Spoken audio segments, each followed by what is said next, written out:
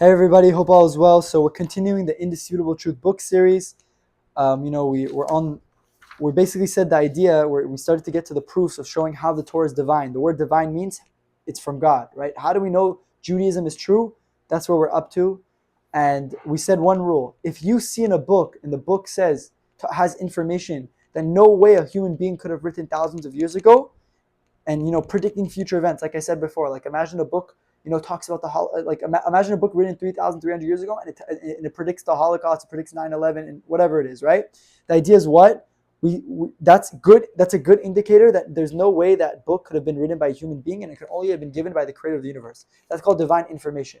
So the more amazing the information, the more the idea is that the more likely it's from a creator, and it could have never been made up by a human being. So let's go to prophecy. We're on page 51 in the third edition. So number one, the connection between Esav and Germany. In the Talmud, Rabbi Yitzchak asks, what does the verse mean when it says, do not allow, it says in Psalms 140 verse 9, it says, do not allow, King David writes, do not allow God the desires of the wicked one. Do not remove his nose ring, that their plan should succeed. The Talmud goes on to say that this quote was referring to Jacob. So King David, when he wrote Psalms, he was quoting something that happened with Jacob, and it was referring to Jacob, the son of Isaac, who asked God, Master of the universe, don't allow the evil Esav the desires of his heart. Don't remove his nose ring. Now, Rashi says that the nose ring was similar to a leash, and it was used to help pull the animal in whatever direction you need to go. Basically, what is the Talmud telling us? That verse in Psalms is cryptic. We don't know what it meant. Then when you go to the Talmud, the oral Torah, it unlocks the verse, and it tells us that verse is referring to Jacob, to Yaakov, and Yaakov's basically talking to God. He says, God, my brother Esav, he's evil. He has a desire to do something really, really bad. Put him on a leash. Hold him back. Don't remove his nose ring. So the nose ring back then, they used to hold down the animal and guide it in the direction, whatever direction they wanted to. God is basically saying to Yaakov is telling God, Jacob is telling God, God, put him on a nose ring, put him on a leash, control him. He's out of control. He's going to do something crazy. And now the Talmud then goes on to say that this is a reference to Germania, which means in Aramaic, which means Germany. Again, this is the Talmud. A royal territory of Edom. Edom is a kingdom which consisted of the descendants of Esav. So Esav, his descendants are called Edom. Okay, so the Gemara is saying, the Talmud saying, this is referring to Edom. Okay, Germany. Sorry, this is referring to Germany, a royal territory of Edom. Okay, descendants of Esav, Jacob's brother. And if they go out, they will destroy the entire world. And Rabbi Chama, the son of Hanina, says that Germania of Edom, there are 300 states, 300 provinces, 300 different city-states. Fine. That's the Talmud Bavli, Tractate Megillah, page 6a to 6b. So the Talmud tells us in Gittin 17a that many of the Romans were Asavs descendants. The Roman Empire eventually assimilated. So the Talmud tells us the Roman Empire, they're Asav's descendants, and the Roman Empire, what happened to them? They eventually assimilated into all the surrounding European countries. Right? So if you see in the book right here, we see you have Europe. So imagine this is Rome, right here, Italy and Rome. All the nations, they spread everywhere. So that means Asav's descendants, who were the Romans are Asav's descendants, they ended up spreading and turning into Europe, into Germany, into France, into Spain, right? Into all the European countries. In Jewish history, we have a tradition that many Europeans are assumed to be descendants of Esav because of this reason, because of this statement in the Talmud. Based on this section of the Talmud above, it has been assumed that Hitler was probably a descendant of Esav. As we know, Hitler and his army planned to take over the world and destroy all Jews and anyone else that got in their way. In addition, before modern Germany was unified by Otto von Bismarck in 1871, incredibly, the territory consisted of roughly 300 independent states, 300 independent provinces. This is exactly what Rabbi Chama said 1,000 years earlier. we can now see that Jacob, that verse I told you in Psalms of Jacob telling God, please don't let Esav, my brother, take over and destroy the world, right? And the Gemara says, that's referring to Germany. We can really see that Jacob had a prophecy where he told God to control the descendants of his brother Esav, supposedly the Nazis, and prevent them from destroying the world. If a human being made up the Torah, like the other man-made religions, how can he make such a claim that in the future that this would happen? We see that this is clearly a prophecy of the future. Again, going back, because it might get a little bit confusing. The Talmud is telling us that Yaakov told Esav, Yaakov told God, my brother Esav, his descendants are going to destroy the entire world. They're going to go out, put them on a leash. They're going to try killing my kids. And the Gemara, which was written 2,000 years before there was such thing called Germany, and there's the German Empire, was telling you, that's talking about Germany. Germany? There was no who's Germany? And not only that, it's telling you it's going to be 300 cities. So and we see what? The Gemara was referring to the Nazis. You see the future prediction. Germany, the Nazis, they're the Europeans. The Europeans descended from the Romans. The Romans are descendants of Esav, right? The whole picture is what? The Torah told us. Again, guys, how does the Torah know? How does the Torah know thousands of years ago that there's going to be Germany and there's going to be Nazis and they're going to try destroying the world? The Torah was telling you this for thousands of years. And if you studied Talmud 2,000 years ago, you would say, there's going to be a nation in Germany. They're going to come try, wiping out all the Jews. And we saw in history that's what happened. Crazy? Okay, fine. Let's go to proof number 2. Proof number 2 is also based off of proof number 1. So remember this, just background so you know this for the next, because you need this background information for proof number 2. Germany, the Nazis are Asav's descendants, and that's why they're arch enemies. Just like Yaakov, Esav was Yaakov's arch enemy, Jacob's arch enemy. The Nazis are our arch enemy. Why? Because we're the descendants of Jacob, and the Nazis are the descendants of Esav. Like the Talmud says, Germany and the Roman Empire and all that. Fine. Good. So just have that in the back of your head. Nazis are descendants of Esav. Fine. Okay. Number 2, the Purim code. According to Jewish tradition, about 2,370 years ago, around 350 BCE, there was a man named Haman, who was the chief advisor to the king of Persia, Achashverosh, King Xerxes I. Under Haman's influence, the king Achashverosh sent out a decree that ordered all Jews to be executed and their property taken. The Jewish sage Mordechai pushed his cousin, Queen Esther, who was the wife of King Achashverosh, to intervene and prevent the horrible decree from taking place. In short, Queen Esther told King Ahasuerus about Haman's plan to eliminate the Jews, and Haman was hung to death.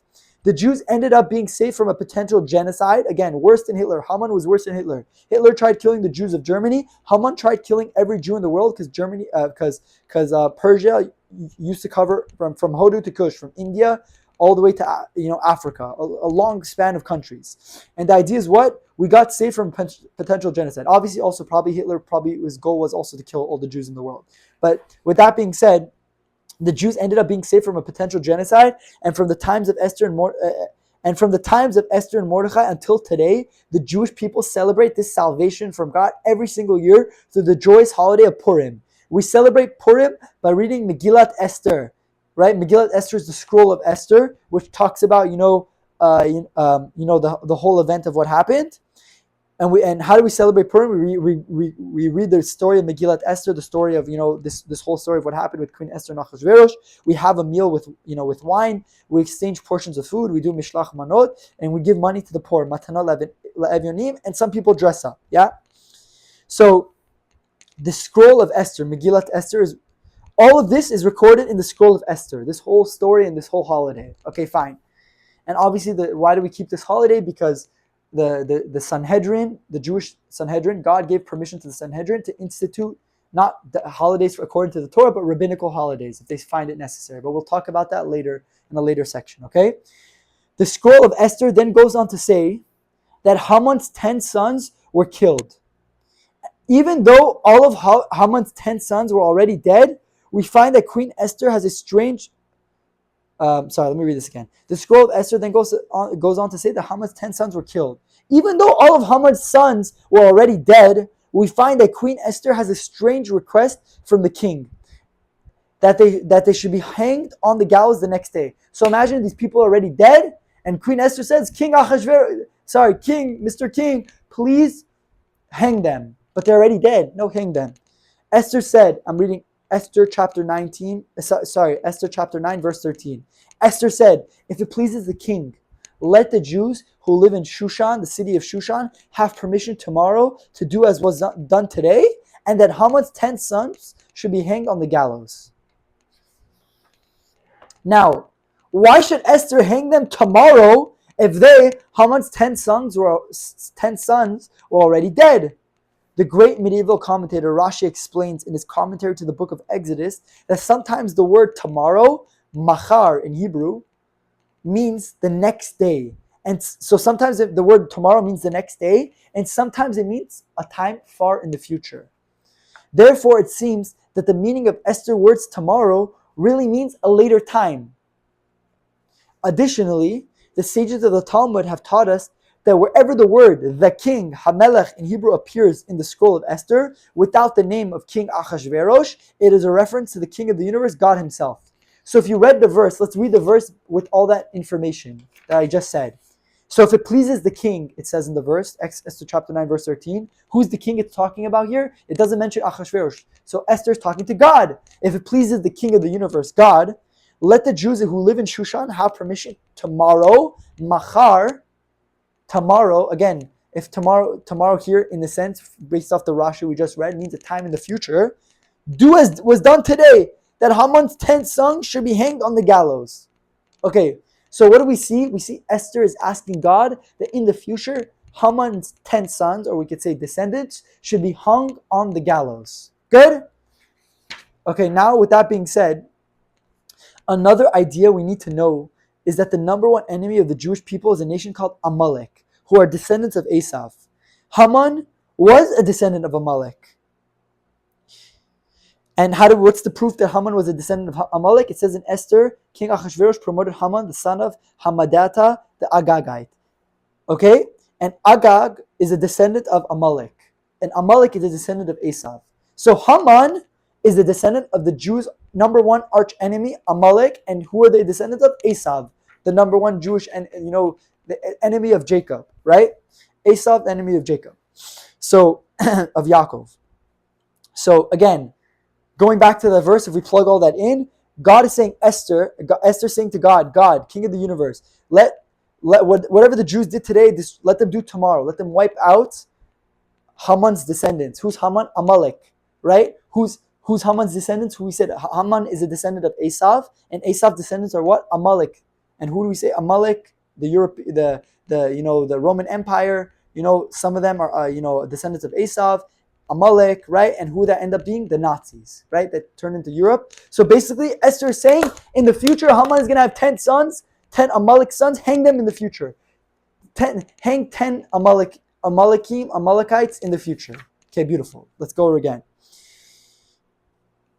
Okay, so another idea we need to know is that the number one enemy, we said this. The number one enemy of the Jewish people is a nation called Amalek, who are descendants of Esav. Haman was a descendant of Amalek. As we said before, the Talmud tells us that Esav's descendants were the Romans. We know that a good amount of Europe was ruled by the Roman Empire. The Roman Empire eventually was taken out by the surrounding Germanic tribes, and the people of Rome assimilated over time into the different surrounding European countries. With that being said, many Europeans, based off all the information I said, many Europeans could be possibly descendants of Esav and Amalek. Again, God forbid to say all Europeans. That's not true. A lot of nations mixed in together. But we know that for sure, Esav's descendants were whoever they are. Again, not every single European person. That's ludicrous to say that. But some Europeans, very, very likely, many Europeans could be descendants of Esav and could possibly be the number one arch enemy is Amalek of the Jews. And obviously Jews have a way of telling who's Amalek and who's not. There's a pattern in history of Amalek and what they did in the past, and their spiritual genetics that come into every generation of their evil. Moreover, from all the ideas mentioned above, it seems that Esther. So based off what I said, it seems that Esther prayed to the King of the universe, God, for Haman's 10 sons to be hung in the future. Many years later, it became clear that Esther's tomorrow did refer to a next day far in the future. Meaning, we know now what Esther was talking about. Finally, the event happened. We know what she was talking about. Okay? But let's give more details. Most of the scroll of Esther is written in paragraph besides the section which mentions the name of Haman's 10 sons. Okay? So it says here in the book, see the image titled the Scroll of Esther. So here's for the guys on Zoom. So you see here, this is the scroll of Esther. It writes all the names. Ve'et, ve'et, ve'et, right? It's backwards here, but these are the names of Haman's 10 sons here. Okay? So there's 1, 2, 3, 4, 5, 6, 7, 8, 9, 10. Yeah. Starting from the word pardash thing, right here. This word right here, there's 10 names here. Okay? The word ish is not, it means man. Okay. Now, when you read the scroll, and I hope you guys, whoever's reading it and following along with the book, looks in their book to just see the image a little bit clearer. So here, let me read this. Okay, so moreover, the scroll of Esther is written in paragraph besides the section which names Haman's 10 sons. Okay, so again, besides for this, everything is written in paragraphs, blocks and blocks of paragraphs, right? This is the only one written in blocks like this. We see that the left-hand column contains the vowel va'et. So you see here the word va'et, va'et, va'et, okay? Which means and in Hebrew, okay? 10 times. According to our sages, the word va'et is used to denote replication.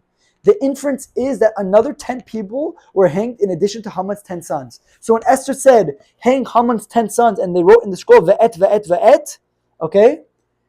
The va'et is telling you, in addition to these 10 Haman sons who got hung 1,000 years ago, whatever, there was another 10 additional people who are supposed to be hung. Okay? That's what the word va'et teaches you. The scroll has been written in this format for over 2,000 years. Sorry, I meant 2,000 years. For over 2,000 years. If we pay close attention, and it says here, look at the circles in the picture, we can see that the 3 letters are written very small in comparison to the other letters. Taf, Shin, Zayin. Okay? So if you look at this, you see here in the scroll of Esther, the letter Taf in the red, it's here, it's very hard to see. The letter Taf, the letter Shin, and the letter Zayin is right there.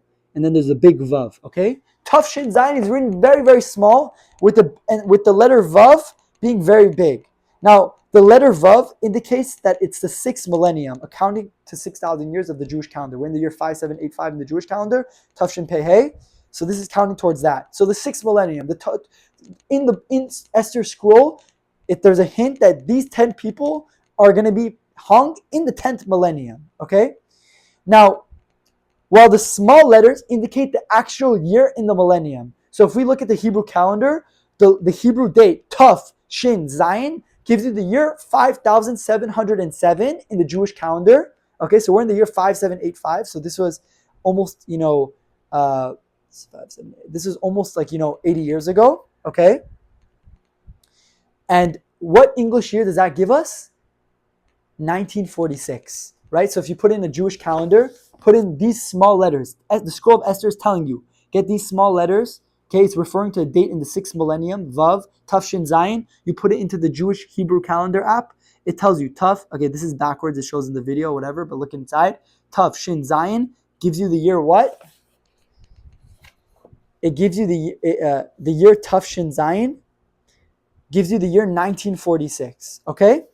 Now, what happened in the year 1946? The scroll of Esther is telling you, in the year 1946, 10 of Haman's descendants, Amalekites, are going to get hung. What happened in the year 1946? After the end of World War II and the death of 6 million Jews, leading Nazi war criminals were put on trial in Nuremberg, Germany. Generally, Nazi war criminals were sentenced to death through firing squad or electric chair.